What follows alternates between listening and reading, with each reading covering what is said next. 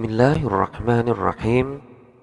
Al-maqalatul ula ruwiya an Rasulillah sallallahu alaihi wasallam annahu qala li Abi Dzarrin Al-Ghifari radhiyallahu anhu, ya Aba Dzarrin, jaddidis safinata fa innal bahra amikun.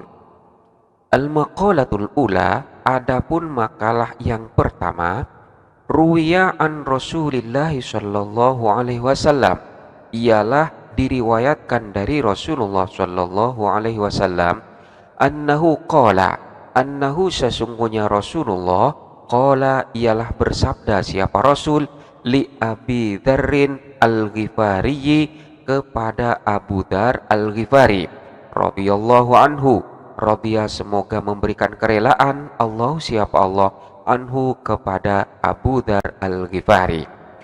Wasmuhu Jundub bin Janadatin, namanya adalah Jundub putranya Janadah. Ya Aba Dzarrin, jaddidis safinata fa innal bahra amikun.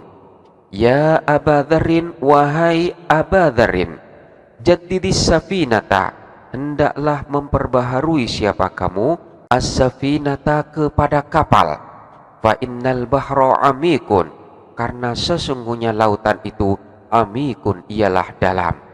Ai artinya ahsinin niyata fi kulli ma ta'ti wa tadir.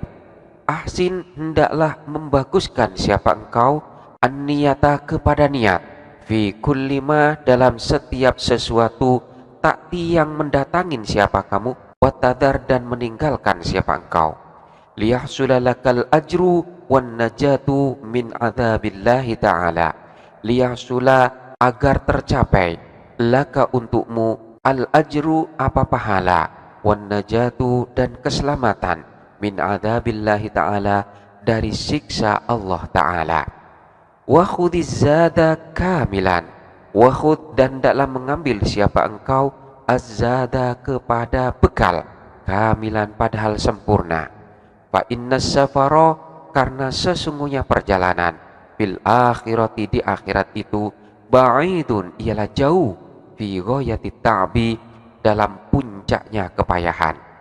Wa khaffifil himla, wa khaffif dan hendaklah memperingan siapa kamu, al himla kepada beban, bikasril ha'i dengan kasrohnya ha, himla. Ai artinya mahmulaka minat dunya, mahmulaka bebanmu, minat dunia dari dunia. Innal aqobata kaudun, innal aqobata sesungguhnya rintangan, kaudun ialah berat, bifathil kafi wa dhammil hamzati, dengan fathahnya kaf dan dhammahnya hamzah, kaudun. Ai artinya inna tulu'a aqobatil jabali so'bun, inna tulu'a aqobatil jabali sesungguhnya mendaki jalan gunung itu, so'bun ialah berat. Fa inna umural akhirati syabihatun bil bahril amiq, maka sesungguhnya urusan akhirat itu syabihatun ialah diserupakan, bil bahril amiq dengan lautan al-amiki yang dalam, wabis safaril ba'idi, wabis safari dan dengan perjalanan al-ba'idi yang jauh, wabil aqobati so'bati dan dengan jalan setapak menuju gunung as-so'bati yang sulit, likathratil ahwali karena banyaknya teror dan ketakutan. Wa akhlisil amala, dan hendaklah memurnikan siapa kamu, al-amala kepada amal, fa innan nakida, karena sesungguhnya an-nakid, zat yang maha meneliti. Ai artinya al-mu'tabir, zat yang memperhatikan, al-mumayyiz, zat yang dapat membedakan, bainal hasani di antara yang baik, wal qabihi dan yang buruk. Wa huwa adapun al-mu'tabir al-mumayyiz, Allah Ta'ala ialah Allah Ta'ala, basirun ialah maha melihat. Ai mutliun wa muraqibun li jami'il ahwali, mutliun maha melihat, wa muraqibun dan maha mengawasi, li jami'il ahwali kepada seluruh keadaan. Dalam makalah yang pertama ini diriwayatkan dari Rasulullah Shallallahu Alaihi Wasallam bahwasanya Rasulullah berkata kepada Abu Dzar Al-Ghifari radhiyallahu anhu, di mana nama asli daripada Abu Dzar tersebut adalah Jundub bin Janadah, Jundub putranya Janadah. Apa sabda Rasulullah kepada Abu Dzar itu? Wahai Abu Dzar, perbaharuilah kapalmu, karena sesungguhnya lautan itu sangat dalam.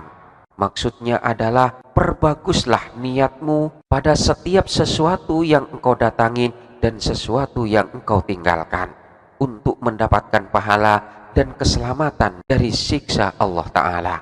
Dan bawalah bekal yang sempurna, artinya bawalah bekal yang secukupnya, karena sesungguhnya perjalanan di akhirat itu sangatlah jauh dan sangatlah payah.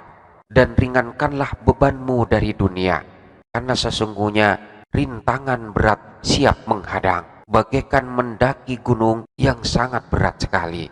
Karena sesungguhnya segala urusan akhirat itu diibaratkan bagaikan lautan yang sangat dalam, bagaikan perjalanan yang sangat jauh, dan bagaikan mendaki gunung yang sangat berat karena banyaknya teror yang ada di hadapan.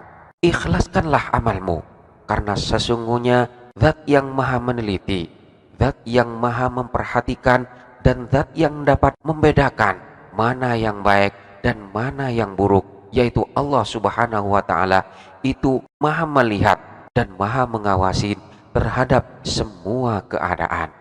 Kaidah nahwu dan shorof yang perlu kita perhatikan adalah, yang pertama kita perhatikan lafadz ya Aba Dzarrin.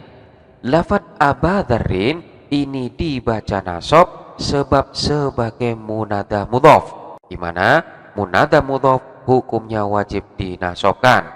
Tanda nasabnya di sini dengan menggunakan alif, karena lafadz Aba termasuk dari asmaul khamsah. Sementara lafadz dzarrin ini dijerkan sebagai mudhof ilaihnya. Selanjutnya kita perhatikan lafadz liyahsula. Lafadz yahsula ini adalah fi'il mudhari' yang dalam keadaan nasab sebab dimasukin oleh amil nasab, yaitu lamukai. Lamukai ini adalah termasuk dari amil nasab yang dapat menasobkan dengan sendirinya tanpa bantuan amil yang lainnya. Jadi jikalau dikatakan apa yang menasobkan lafadz yahsula ini, yang menasobkan adalah lamukai itu sendiri, bukan amil yang lainnya. Selanjutnya kita perhatikan lafadz wa khudhiz zada kamilan. Lafadz az-zada di sini dinasobkan sebagai maf'ul bih, sementara lafadz kamilan ini dinasobkan sebagai hal dari lafadz az-zada dan bukan sebagai naat bagi lafadz az-zada. Kenapa lafadz kamilan ini dijadikan sebagai hal dan tidak dijadikan sebagai naat? Karena manakala lafadz kamilan ini dijadikan naat, maka di sini tidak sesuai dengan man'utnya. Karena lafadz az-zada di sini berupa isim ma'rifat, sementara lafadz kamilan ini berupa isim nakirah.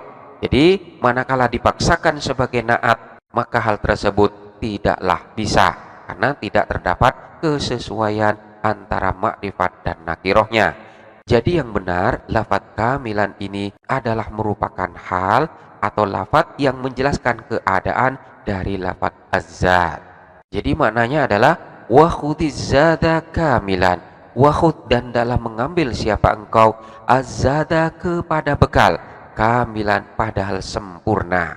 Beda halnya dengan lafadz bil bahril amiqi wa bis safaril ba'idi wabil aqobati so'bati, di mana lafadz al-amiq ini adalah naat bagi lafadz al-bahri, begitu juga dengan lafadz al-ba'idi naat bagi lafadz as-safari, dan lafadz as-so'bati adalah naat bagi lafadz al-aqobati.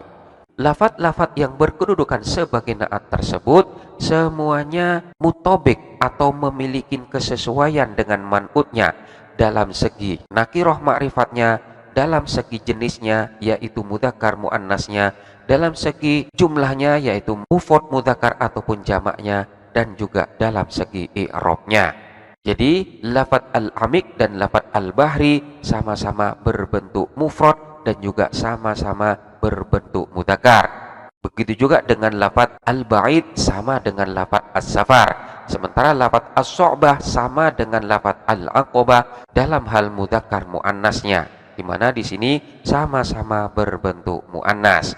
Wallahu a'lam bishawab.